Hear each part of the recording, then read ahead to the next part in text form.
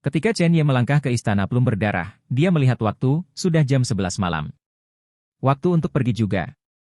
Ketika dia melangkah ke dalam formasi kuil prem darah, dia melihat Maibach diparkir tidak jauh. Kehadiran kendaraan semacam itu di dekat lahan pertanian yang terbengkalai seperti itu merupakan kecelakaan tersendiri. Tapi segera dia datang, Maibach ini adalah mobil Xiang Chengdong. Pintu terbuka, dan Xiang Chengdong bergegas keluar. Tuan Ye, kamu benar-benar keluar. Pada saat ini, Xiang Chengdong bahkan sedikit gugup. Dia sangat jelas tentang kekuatan istana plum darah, dan tidak mungkin bagi orang biasa untuk keluar hidup-hidup jika mereka memasukinya. Tapi Chen Ye benar-benar kembali utuh. Kuncinya masih memiliki bau darah yang kuat. Setidaknya 10 orang tewas. Mungkinkah Chen Ye benar-benar menekan istana plum darah? Pembantaian? Bagaimana bisa? Chen Ye tidak perlu menjelaskan terlalu banyak, dia hanya bertanya, apakah orang dari penjara hantu menghubungimu baru-baru ini? Xiang Chengdong menggelengkan kepalanya, dia sudah memberitahu saya waktu dan tempat, Tuan Ye. Anda tahu, itu akan 24 jam kemudian. Chen Ye berjalan menuju kursi belakang Maibach dan menginstruksikan, kirim saya ke Universitas Normal Beijing.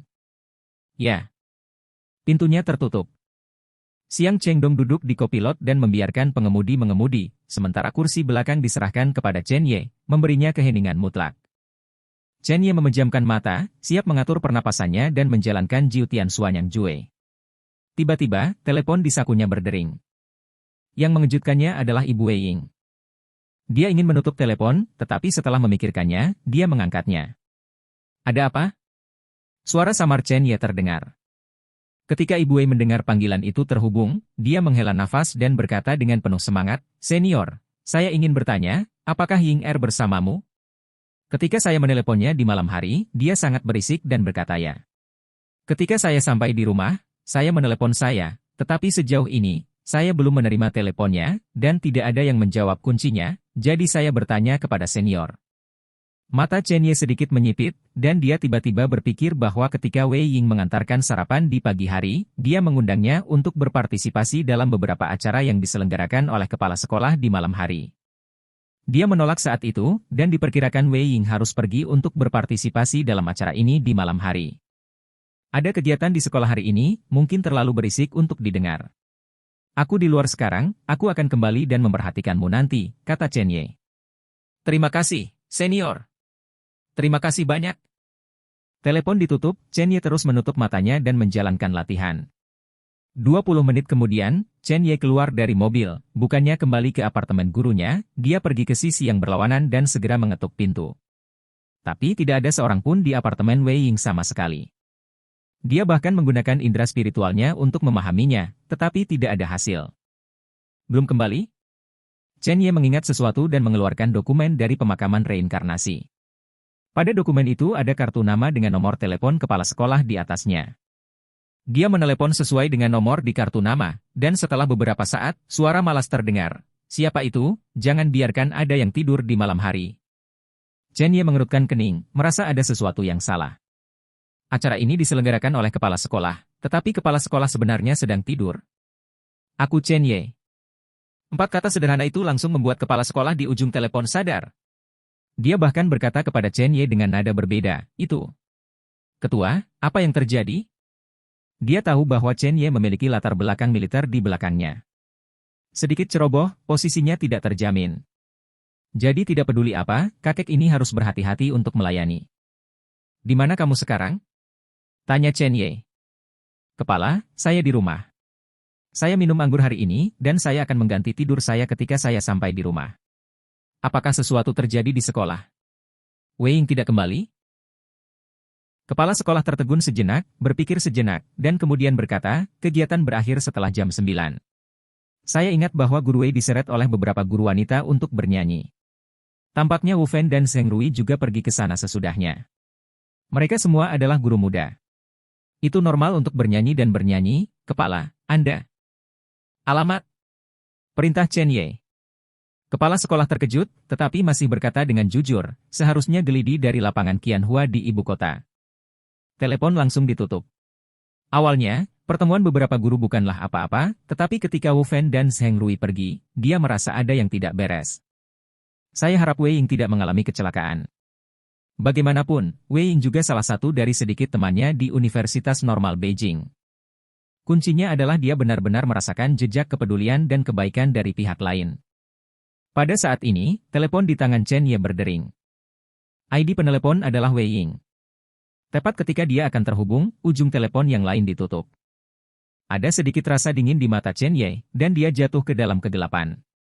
Bagaimanapun, ini sudah jam 12, dan tidak aman bagi seorang gadis untuk berada di luar karena dia telah berjanji pada Ibu Wei, dia harus membawanya kembali. Beijing Qianhua Plaza, lantai 6 Gelodi. 007 kotak ekstrim.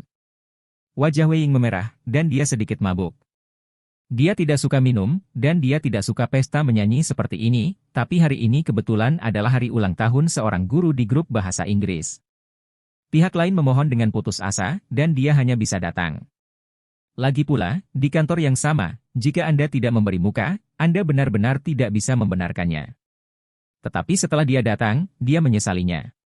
Itu adalah hari ulang tahun pihak lain, tetapi sekelompok orang ini terus membuatnya minum. Dia bersembunyi beberapa kali dan ingin pergi. Tetapi bintang yang berulang tahun itu mengatakan bahwa hanya minum secangkir yang bisa dihitung sebagai berkah. Setelah minum secangkir, Wei Ying, yang tidak tahu cara minum, sudah mabuk, dan perutnya sangat tidak nyaman. Dia menolak semua roti panggang berikutnya dan duduk diam di sudut. Sekarang kakinya sedikit lemah, dan tidak mungkin untuk kembali, dia hanya bisa menunggu alkoholnya hilang sebelum kembali.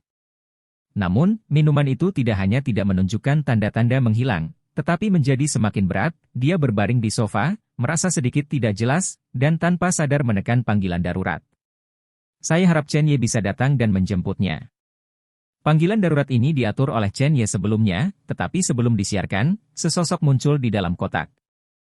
Itu adalah Wu Fen. Tidak hanya itu, tetapi di belakang Wu Fen adalah seorang pria jangkung dengan kejantanan yang luar biasa. Dia mengenakan setelan jas, dan sorot matanya membuatnya sangat tidak nyaman. Wu Fen menutup telepon yang sedang mengudara dan meletakkan telepon di luar jangkauan Wei Ying. Tuan Wei, apakah Anda mabuk? Saya hanya ingin kembali, haruskah saya membawa Anda kembali ke apartemen guru? Wu Fen berkata sambil tersenyum, dia tampak seperti pria terhormat bagi orang luar.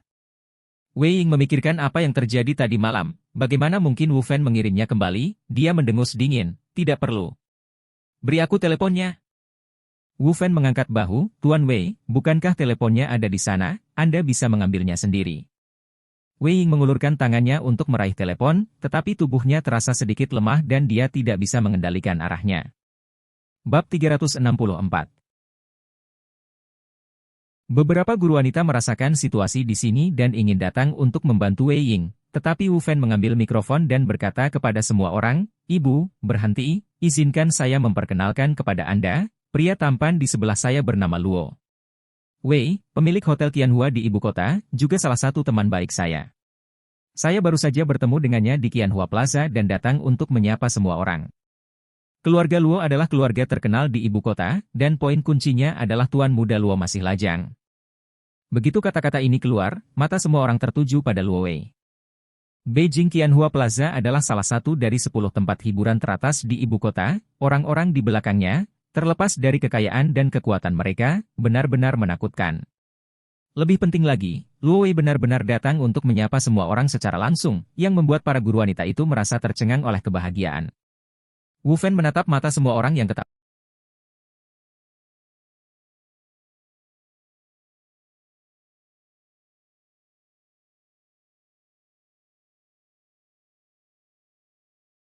Ketakutan dan penuh harap, dan tersenyum dingin. Alasan mengapa Luo Wei datang ke sini bukan karena dia, tetapi karena Wei Ying. Karena Wei Ying sangat murah, akan lebih baik bagi mereka berdua untuk bermain untuk anak Chen Ye. Sekarang Wei Ying dalam keadaan mabuk, ini jelas merupakan kesempatan terbaik. Selama Luo Wei terlibat dalam masalah ini, dia tidak perlu khawatir tentang balas dendam Wei Ying sama sekali. Keluarga Luo menutupi langit dengan satu tangan, jadi bagaimana jika Wei Ying memanggil polisi? Luo Wei melirik Wei Ying, yang tersipu, matanya penuh keinginan jahat, dan kemudian berkata kepada semua orang, "Saya telah ke Universitas Normal Beijing beberapa kali, dan saya juga mendengarkan kelas profesor.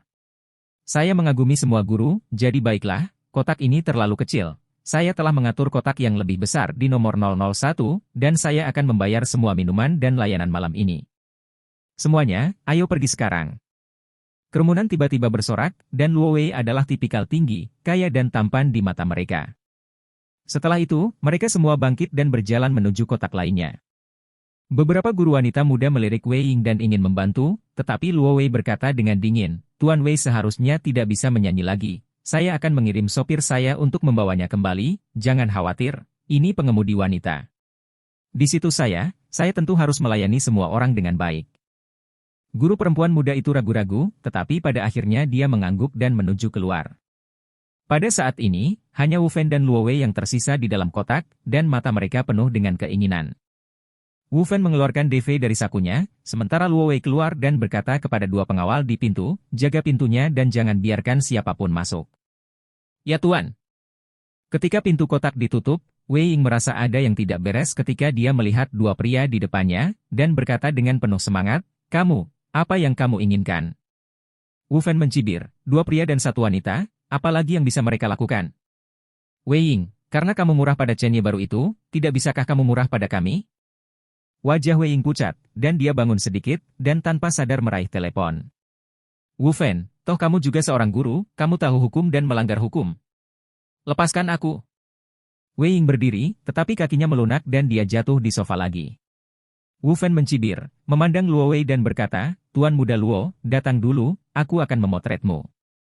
Luo Wei mengangguk, menjulurkan lidahnya, menjilat bibirnya, lalu melepas bajunya dan berjalan menuju Wei Ying. Pada saat ini, Wei Ying panik.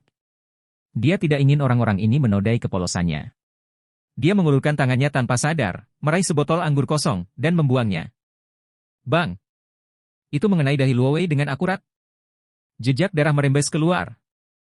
Luo Wei mengulurkan tangannya dan menyentuhnya, dan ketika dia melihat telapak tangannya berubah menjadi darah, dia benar-benar marah. Persetan, jalang bau yang berpura-pura menjadi gadis yang kuat, aku akan menidurimu hari ini. Wu Fan, bantu aku memegang leher wanita ini. Jika dia berani bergerak, dia akan menamparnya. Dalam sekejap, kedua pria itu bergegas menuju Wei Ying. Pada saat ini, tidak diragukan lagi sangat panik. Di pagi hari, dia seharusnya menolak seperti Chen Ye. Kalau tidak, apa yang terjadi hari ini tidak akan terjadi. Tepat ketika keduanya hanya berjarak 1 meter darinya, bang. Terdengar suara keras. Pintu kaca kotak itu langsung hancur, dan pecahannya tercecer ke lantai. Bukan hanya itu, tetapi kedua pengawal itu terlempar, mulut mereka penuh darah. Melihat adegan ini, Luo Wei dan Wu Fan tercengang. Kedua mata itu melesat ke arah gerbang, dan seorang pria muda berdiri di gerbang seperti hantu. Mata penuh amarah itu menatap mereka. Chen Ye. Melihat sosok yang akrab ini, Wu Fan hampir jatuh ketika kakinya melunak. Dia diselimuti bayangan orang ini. Sekarang semuanya terluka. Belum sembuh total. Kuncinya adalah, mengapa Chen Ye datang ke sini? Dia yakin Chen Ye tidak akan datang ke sini, jadi dia memutuskan untuk melakukannya. Profesor Ye, Wei Ying berdiri dan tersandung ke sisi Chen Ye. Chen Ye melingkarkan tangan di pinggang Wei Ying, dan aliran udara samar melilitnya. Itu membuatnya merasa sangat nyaman, dan anggurnya berangsur-angsur menghilang. Profesor Ye, mengapa kamu ada di sini? Wei Ying sedikit sadar dan bersemangat. Jika bukan karena Chen Ye, konsekuensinya tidak terbayangkan hari ini.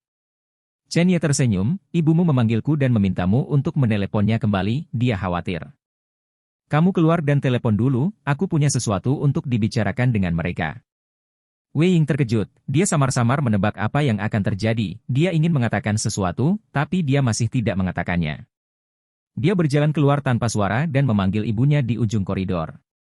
Dan pada saat ini, di dalam kotak. Wu Fan benar-benar terkikis oleh rasa takut, plop, dan berlutut langsung di tanah. Profesor Ye, saya salah, tolong lepaskan saya bersedia memberi sebanyak yang Anda inginkan. Luo Wei mengerutkan kening, menatap Wu Fan dengan wajah tidak senang, dan berkata, Wu Fan, kamu sakit, mengapa kamu berlutut? Sebelum kata-kata itu selesai, Chen Ye melangkah, dan aliran udara mengalir ke atas dari tanah. Pecahan kaca besar dan kecil yang berserakan di tanah semuanya tersuspensi. Adegan ini secara langsung membuat Luo Wei dan Wu Fan takut. Sarana surgawi macam apa ini? Ini bertentangan dengan akal sehat sepenuhnya. Luo Wei bahkan merasa kakinya gemetar hebat, dan rasa kematian menyelimutinya. Wu Fan tidak peduli tentang semuanya, dan dengan cepat berkata, Profesor Ye, semua ini diinstruksikan oleh Luo Wei, itu bukan urusan saya. Temukan dia jika Anda mau. Untuk Wu Fan, jika dia menyinggung Luo Wei, dia mungkin harus menanggung kemarahan keluarga Luo, dan dia tidak bisa tinggal di ibu kota, tetapi jika dia menyinggung Chen Ye, dia mungkin tidak akan selamat besok. Chen Ye melirik Wu Fan dengan acuh tak acuh, dan mencibir, "Kemarin, karena Wei Ying ada di sini, saya menunjukkan belas kasihan. Hari ini, karena Anda sangat ingin mati, saya akan melakukannya." Setelah kata-kata itu jatuh, Chen Ye melambaikan tangannya dengan ringan, dan pecahan kaca yang tak terhitung jumlahnya yang akan pecah tampaknya telah memadatkan pedang panjang, menuju langsung ke Wu Fan. Wow! Dengan suara, pedang panjang itu menghantam tubuh Wu Fan. Pecahan kaca yang tak terhitung jumlahnya, langsung ditembus. Tubuhnya lebih seperti dicabik-cabik.